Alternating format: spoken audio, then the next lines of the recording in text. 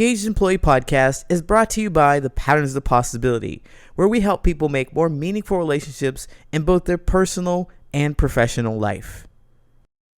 Hi, I'm Coach Lee Hopkins. My pronouns are he, him, his, and I want to welcome you to the Engaged Employee Podcast. Our mission is to emphasize the relationship between the employee and the workplace with the goal of enhancing engagement levels to create a more productive and satisfying work environment. While many organizations strive to create a more engaging atmosphere, they often miss the mark by forcing connection with big team building events like axe throwing or escape rooms. Those activities only leave employees with a short-lived sense of belonging. Organizations may also try smaller and more suffocating events like happy hours or group birthday celebrations that their employees feel obligated to attend. As a social connections and business culture coach, I've found that to create a stable, engaged, and productive workforce, there needs to be a shift in focus from mandatory fun and manufactured connection towards building trust and authentic conversation.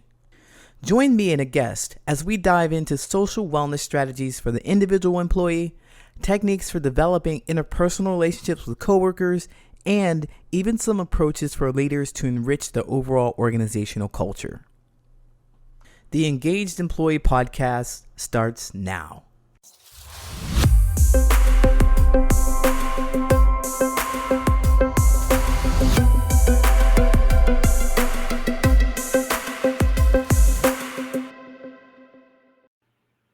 Hi, I'm Coach Lee, and today my guest is Cassie Spencer. Cassie Spencer is a career coach and a podcast host. I was a guest on the podcast too. Pretty awesome podcast. She has a background within higher education, and she has worked in career and professional development offices on college campuses, in addition to supporting more than 800 clients through her career coaching practice. Helping others make their next career move is at the core of what Cassie does. I'm so delighted to have her today. And our conversation today will be focused on interpersonal relationships between coworkers and colleagues. Cassie, welcome to the podcast. Hi, I'm so excited to be here.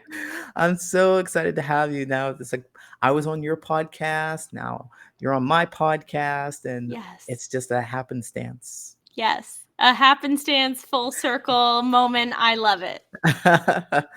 So, Cassie, you are a career coach.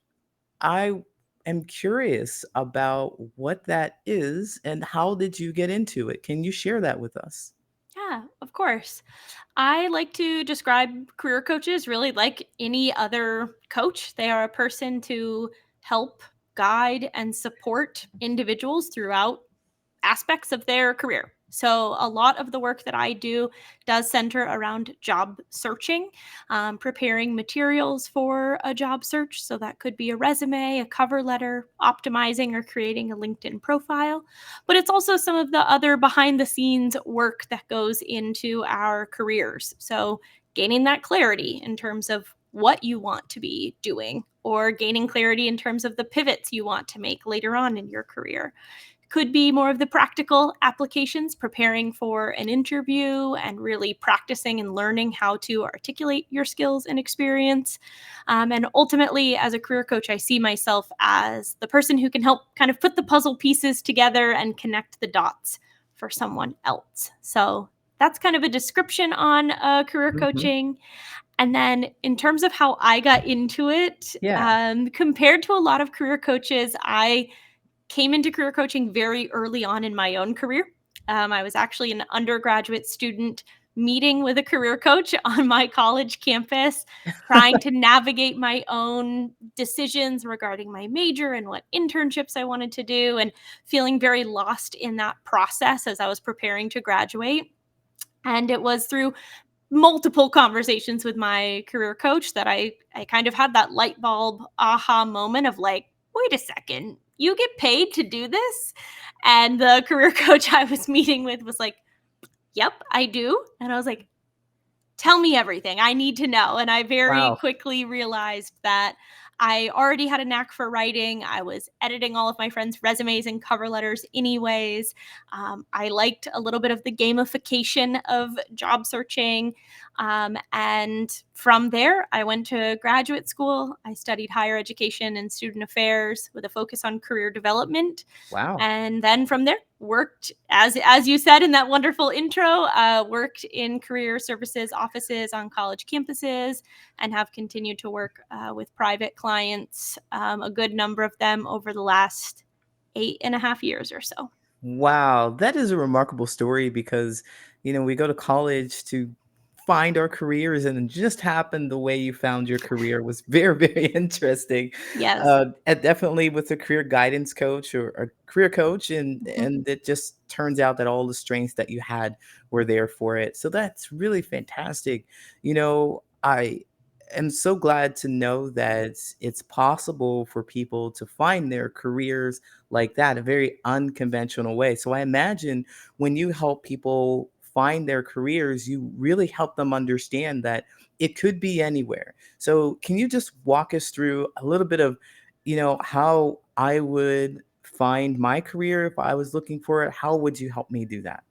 Yeah, this is such a great question, and like you said, we can find our careers in so many different ways. And so I really do like to start by talking to individuals about what are their passions, what are their interests, what are the things that they have enjoyed doing, whether in school, at work, through different hobbies and other experiences, so that we can start to really look at what are the themes. And I think that's a big element to our careers, is thinking about the themes. If you are someone that loves talking to people and being around people and working with people and being creative, that's going to be a really different conversation and path that we go down, versus if you're someone who really loves to work autonomously and to kind of tinker with things and to problem solve in this way and has a very analytical mindset.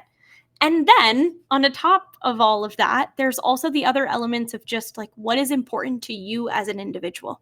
For some people, making a lot of money is really important. And for some people, having a really big impact is really important. For some people, their flexibility is really important with their life and having that balance. And for some people, it's a combination of all of those things and many other things. And so, as I said before, kind of finding the ways to connect those dots and identify those themes can help put us on a path throughout that coaching to really identify like what is a good fit within Mhm. that's important to you. Absolutely. What I like that you pointed out that making a lot of money is important to some people because it really is.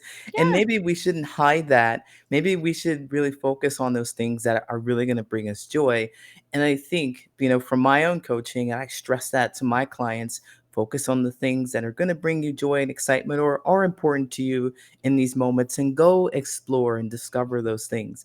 And you may discover that being around people is something that's very important to you, as it relates to connecting with others. That's my whole thing. I love to be around people and have these deep meaningful conversations and Yeah. connections with others. And so, I wonder, as we're working in our careers and we're wanting to connect with other people, what would you recommend for people who want to be in a space like that and connecting with coworkers? Because this podcast essentially is really about helping creating this engaging atmosphere. What am I looking for in places? Maybe share some things that could be a good thing or maybe not so much when I'm looking for a career. Hmm. Yeah.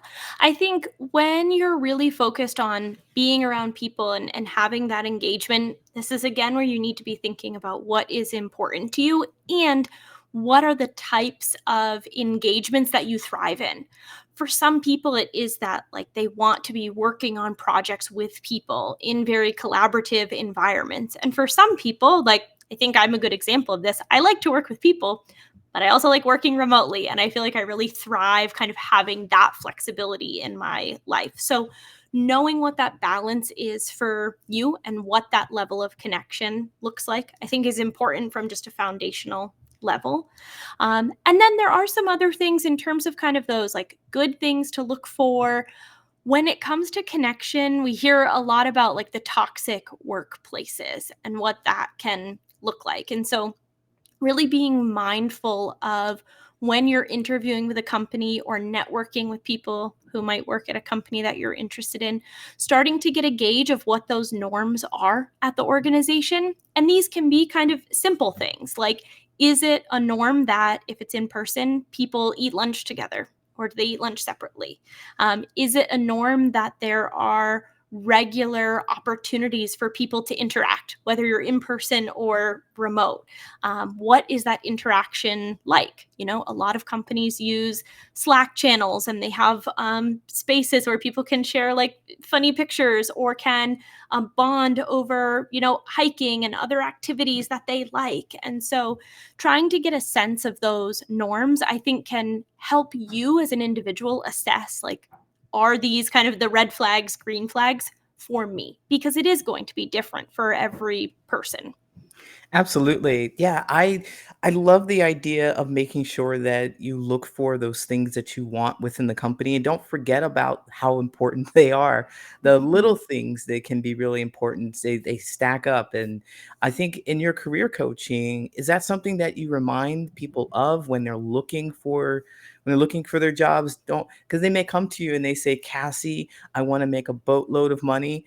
I don't want to work for anybody who's paying me less than six digits a year, so maybe even $200,000. I This is what I want. I demand it, but then Yeah. they might be absolutely miserable because they missed the one or two things. So, how do you help them really understand what's important? What is the process? Yeah, great question. I think the process includes first identifying what are those top priorities, right? Hmm. Where does that kind of sit on the list? And then putting a number to it, like you said, because someone could say, like, my top goal is to make a lot of money. And my question is always like, what is that number? It's the same thing if someone says, I just want to be comfortable. Great. What's that What number? is Like, that? we live in Mhm. a world where we have to put numbers to it. So really identifying that number and then also developing that list. I always say to people, if I could wave a magic wand and give you the perfect job, what would it look like? And so many people never think about this. They're kind of like, oh, Yeah, and they hesitate. And yeah, so really I think part of the process is allowing yourself, giving yourself permission to dream a little bit. If you could wave a magic wand and have that perfect job, and it could be $500,000 for one day of work and whatever else, like, great, let's start there. We can then work back of like what's maybe not super practical and kind of right. work into a more realistic lens. But starting from that point, and then I like to go to the opposite realm. What are the absolute non negotiables? So, what are the things that you will not accept a job if it doesn't have X, Y, or Z? So, that Right. could be the bottom line. Like, I will not accept a job under 100,000. 200 would be great, though. I Aha. will not accept a job that doesn't have a certain benefit, a certain flexibility, or maybe some of these other cultural elements. Maybe you know from a past work experience, like, I don't like a company that wants me on Slack all the time and sharing pictures of my dog. Great, put Yeah. that on the non negotiable list. Maybe that's something you love. You can take these things from our other experiences and from the conversations that you're hopefully having with people throughout interviewing and networking to help kind of determine some of those elements. Yes. So I understand from your coaching, you also provide a customizable package for people. Can you tell us a little bit about that? Yeah, thank you. I do aim as a career coach to provide customized packages. It's something that's really important to me. I feel strongly that our careers are so unique to us. And as we've talked about today, they're so unique to Yeah.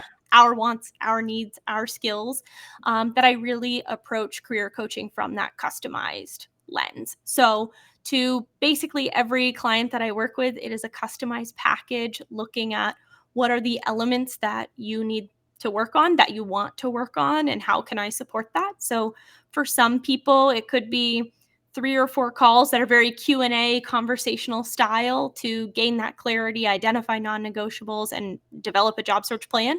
And for some people it's maybe a combination of that along with those more tangible items like updating a resume, preparing for an interview, optimizing your LinkedIn, and kind of anywhere in between with all of that as well. Right. So with the service, it sounds really, really helpful. Of course, we're all different people. We all have different needs. My question for you is when should I reach out to you? When should I wait until after I've been fired, or should I wait until I just feel I'm fed up with my job and I don't know what else to do?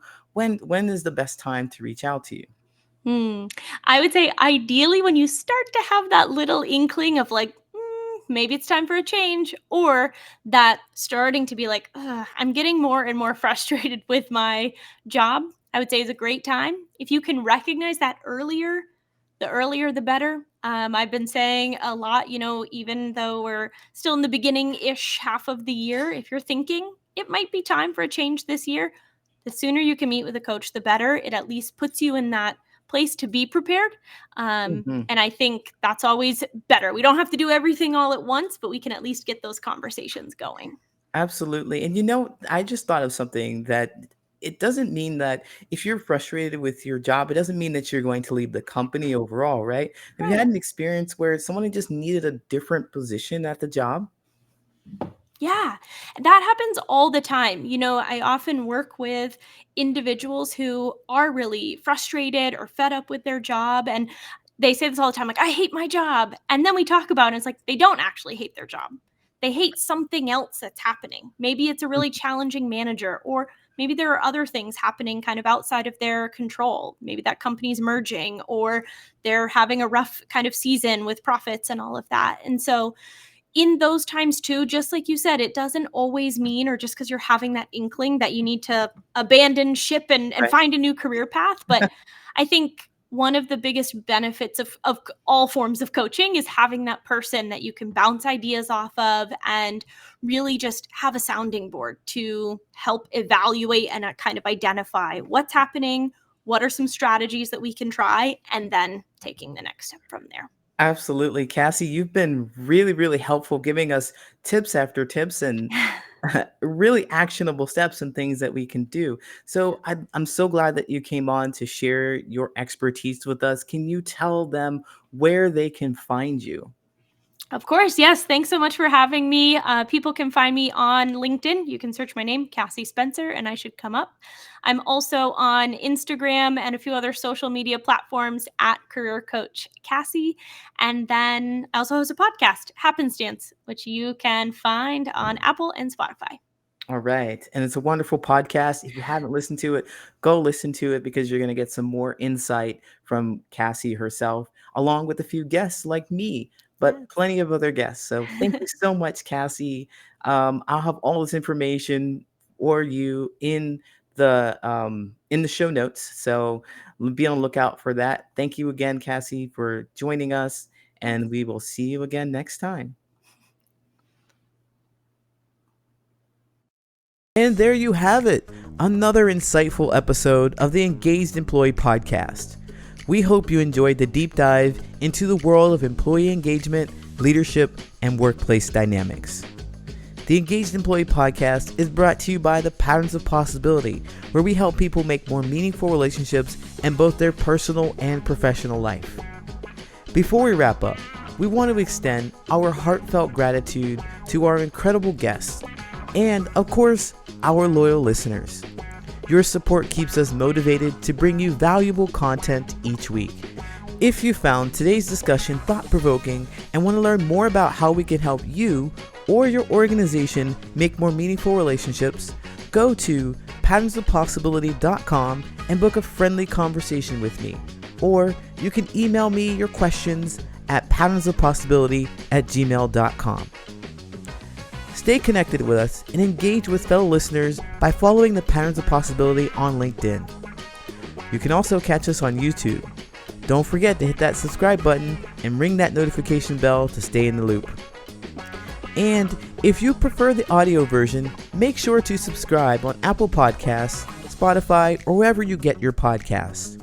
Your support means the world to us, and by subscribing, you'll never miss an episode. Thank you for being a part of our journey to create workplaces where passion meets productivity. Until next time, I'm Coach Lee. Stay engaged, stay inspired.